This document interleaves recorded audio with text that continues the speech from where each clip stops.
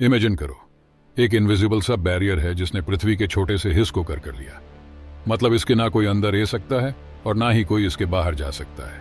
और अगर गलती से भी किसी ने इस बैरियर को पार करने की कोशिश की तो उनकी हालात कुछ ऐसी हो जाएगी। अब ऐसे में ऑब्वियस सी बात है कि बैरियर के अंदर फसल लोगों का बाकी दुनिया से कनेक्शन ही टूट जाएगा। और अल्टीमेटली होगा ये कि बैरियर के अंदर रहने वाले लोग प्रॉपर टेक्नोलॉजी ना मिलने के कारण एक प्रिमिटिव लाइफस्टाइल जीने लगेंगे, और वहीं बाहर की दुनिया टेक्नोलॉजी की मदद से कंटिन्यूअस एडवांस होते रहेगी। यानी इस इनविजिबल बैरियर के अंदर और बाहर के लोगों में जमीन आसमान का फर्क दिखाई देने लगे। अब आई नो, आप सोच रहे होंगे कि गौरव, यह क्या अनरियल कॉन्सेप्ट पर बात की जा रही है जिसका रियलिटी से कोई कनेक्शन ही नहीं है। तो गैस भले ही आपको यह सुना रही हो अनरियल कराओ, लेकिन let me tell you, reality में एक ऐसा इनविजिबल बैरियर है जिसने इंडोनेशिया के इन दो लैंड्स को सेपरेट करके रखा। ENM not kidding, just take and look आते। दिस इस मैप में साफ साफ दिखाई दे रहा है कि दोनों आयरलैंड बस 35 की दूरी पर होने के बावजूद भी इन पर जो एनिमल्स है वो एक दूसरे से काफी ज्यादा लगे।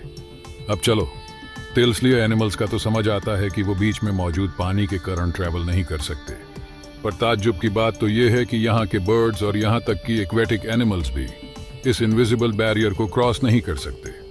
सो जो ये दोनों भी आइलैंड्स अपने आप में दो अलग दुनिया है, जिसे बाइडी, वे एक साधारण से इंसेक्ट कलेक्ट करने वाले अनएजुकेटेड अल्फ्रेड रसल वॉलिस ने डिस्कवर किया था। वेल, मिस्टर वॉलेट एक बहुत ही इंटरेस्टिंग कैरेक्टर है जो चार्ल्स डार्विन के लेवल पर पहुंचेंगे। वेल्स का जन्म 8 जनवरी 1823 को इंग्लैंड के वेल्स में हुआ एक गरीब घर में, इसीलिए बचपन से वॉलेट का सिर्फ एक ही लक्ष्य था कि उन्हें पढ़ लिख कर करोड़ की भीड़ में अपनी एक अलग पहचान बनानी थी और अपने साथ अपने परिवार की भी हालात को सुधारना था। बट सोने के लिए पैसे ना होने को 6 साल की उम्र में ही अपनी पढ़ाई को छोड़ने पड़ गई। पर इस इंसिडेंट से उनका हौसला बिल्कुल भी नहीं छूटा और अपने लक्ष्य को पूरा करने के लिए उन्होंने अपने घर के लाइब्रेरी का सहारा लिया। अब क्योंकि वॉलरस के पिता एक सर्वे अर्थ यानी कि अलग अलग जगह पर ट्रैवल करके उन जगह के मैप्स को बनाते थे और साथ ही एक स्किल्ड गार्डनर भी थे, इसी वजह से उनके लाइब्रेरी में ढेर सारे मैप्स और गार्डनिंग की किताबें मौजूद थी। और इन्हीं किताबें ने बॉल्स को नेचर और बायोलॉजी को देखने का एक अलग ही नजरिया दे दिया, एक अलग प्रोस्पेक्टिव। इस वजह से वो लिस्ट नेचुरल हिस्ट्री और प्रकृति की तमाम चीज कैसे इवॉल्व होती है इसमें रुचि लेने लगे। लेकिन फिर एक बार फाइनेंशियल कंडीशन बाद से बटर होने की वजह से उन्हें अपनी रुचियां को नजरअंदाज करना पड़ गया। यहाँ तक कि उन्हें अपना मां मार के अपने भाई और पिताजी के लैंड सर्विंग बिजनेस में शामिल होने का फैसला लेना पड़ा।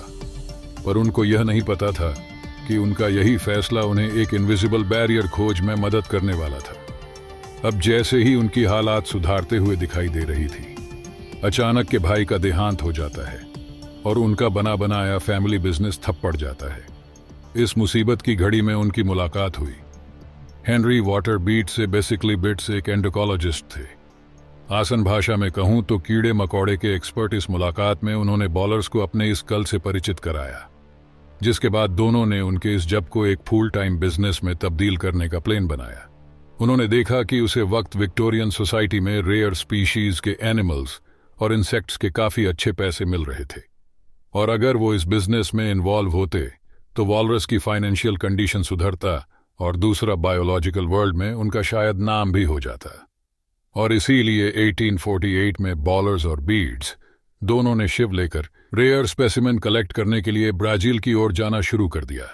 ब्राजील में लगातार 4 साल स्पेसिमेंस कलेक्ट करने के बाद जब वो अपने घर लौट रहे थे तब वो काफी खुश थे।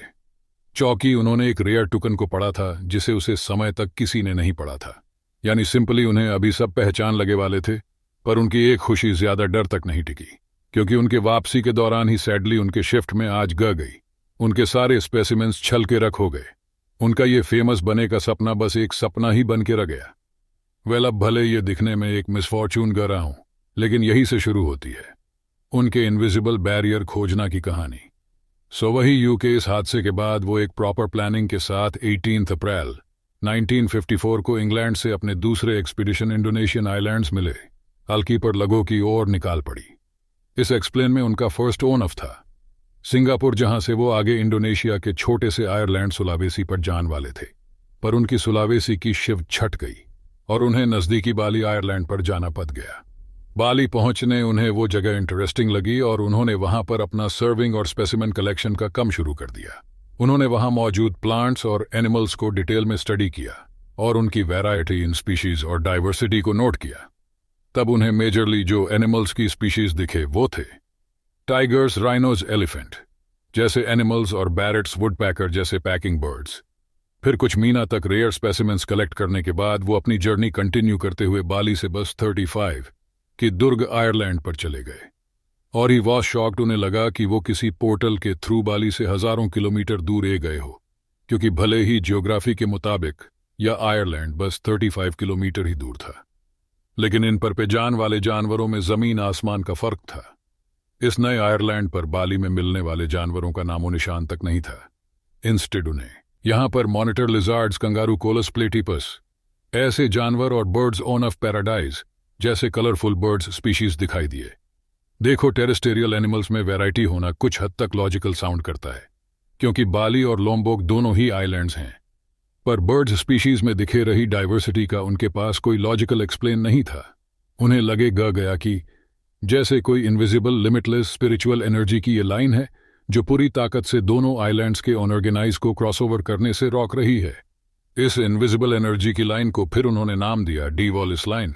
लेकिन अनफॉर्चुनेटली अपनी नई खोज को दुनिया के सामने लाने से पहले ही वो मलेरिया से इन्फेक्ट हो गए, और यही मलेरिया एक्चुअल में उनके लिए एक ब्लेसिंग इन डिस्गाइज रहा। मलेरिया के कारण बेड रेंट बॉलर्स के पास उनकी वॉल्स लाइन के बड़े में सोने के लिए काफी फ्री टाइम था, जिसका फायदा उठाते हुए उन्होंने बिना किसी हाईटेक इक्विपमेंट के जारी एक ये हाइपोथेसिस बनाई जो ऑलमोस्ट फॉलोज लाइन को अच्छे से एक्सप्लेन कर सके।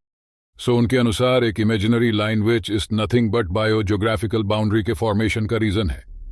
पृथ्वी का ज्योग्राफिकल इवोल्यूशन, सिंपल शब्दों में पृथ्वी के पास में हुए कुछ जियोलॉजिकल इवेंट्स की वजह से आज हमें ये बाउंड्री नजर आ रही है।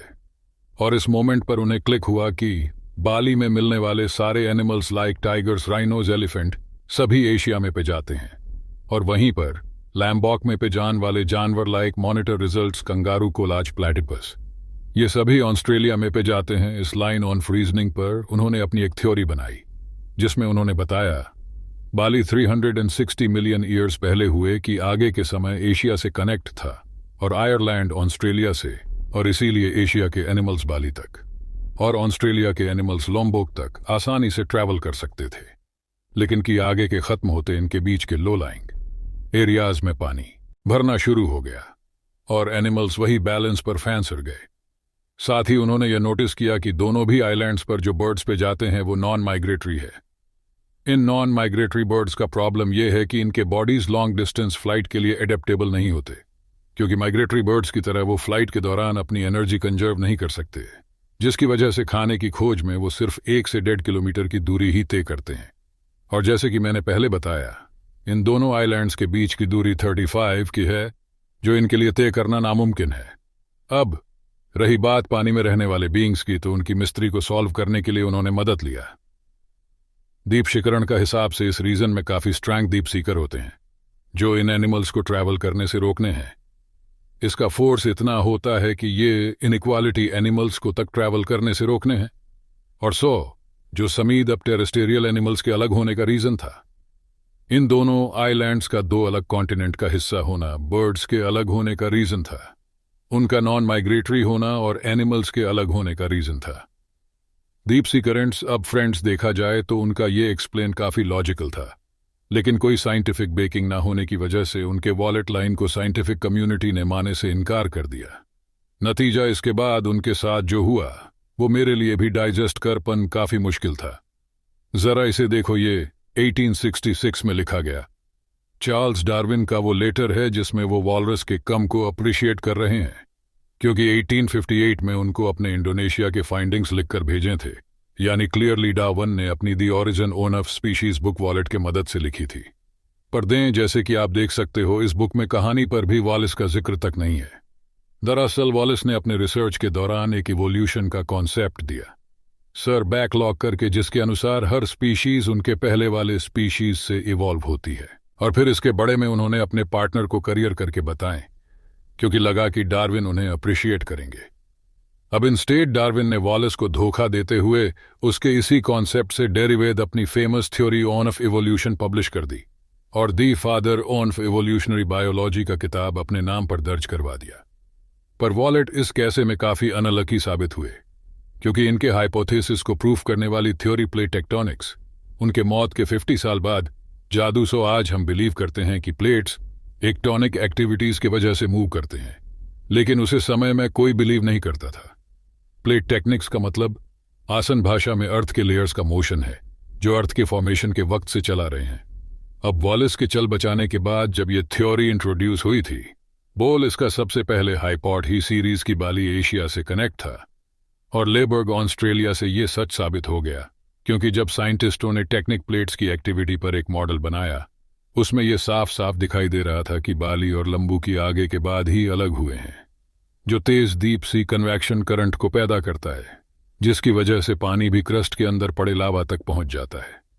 अब जब ये पानी भाप बनकर तेजी से ऊपर आता है तो वो क्रस्ट को पुश करके लावा के बाहर निकालने की जगह बनाता है, और अब जब हॉट लावा पानी के कांटेक्ट में आता है, डीप सी का गम पानी ऊपरी साथ के ठंडा पानी के साथ जबरदस्त डीप सी कन्वैक्शन बनाता है। इससे दोनों तरफ के पानी के बीच में एक टेम्परेचर की वॉल बन जाती है जो एक्वेटिक एनिमल्स के ट्रैवल में बड़ा दाल दी है। इसे एग्जाम्पल से समझते हैं।